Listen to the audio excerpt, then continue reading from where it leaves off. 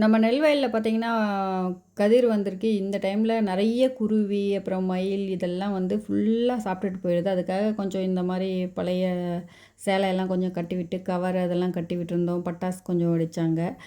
இந்த மாதிரி பண்ணா கொஞ்சம் வராதுன்னு சொன்னாங்க. அதெல்லாம் செஞ்சு முடிச்சுட்டு கடைசியில இந்த மரவள்ளி கிழங்கு குச்சி நான் தான் ஊனி வச்சேன். ஒரு 10 மாதத்துக்கு பக்கம் ஆயிடுச்சு. எப்படி இருக்கு பார்க்கலான்னு எடுத்தா, இதுவரைக்கும் ஒரு 2, 3 வருஷமா வைக்கிறது, யூஸ் பண்ணுறது அந்த மாரி வீட்டு வரைக்கும் யூஸ் பண்ணிகிட்ருக்கோம். இது பார்த்திங்கன்னா, ரொம்ப பெரிய கிழங்கா இருந்துச்சு.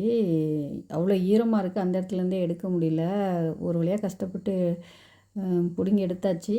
ஒரே ஒரு இதில் வந்து எப்படியும் ஒரு 5லேருந்து 7 கிலோ பக்கம் இருக்கும். ஒவ்வொரு கிழங்கும் ஒரு 2 கிலோ சைஸ்க்கு இருந்தது.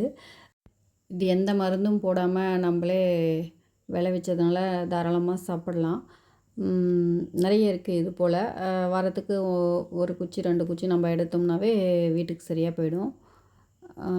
இந்த சைஸ் பார்த்ததும் எனக்கு ரொம்ப சந்தோஷமாயிடுச்சு. ஏன்னா ஃபஸ்ட் டைம் நானே நட்டு வச்சு அதில் வந்த கிழங்குன்ன உடனே அங்கே வேலை செஞ்சுட்டு இருந்தவங்களுக்கும் கொடுத்துட்டு நாங்களும் கொஞ்சம் வீட்டுக்கு எடுத்துகிட்டு வந்தோம். வந்த உடனே ஒரு கிழங்கு உடனே வந்து அவிச்சு சாப்பிட்டாச்சு. ரொம்ப டேஸ்ட்டாக இருந்தது.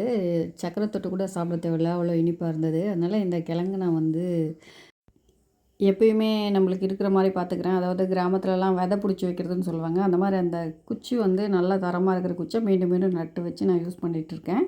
தேங்க்ஸ் ஃபார் வாட்சிங். Wishing you happy gardening.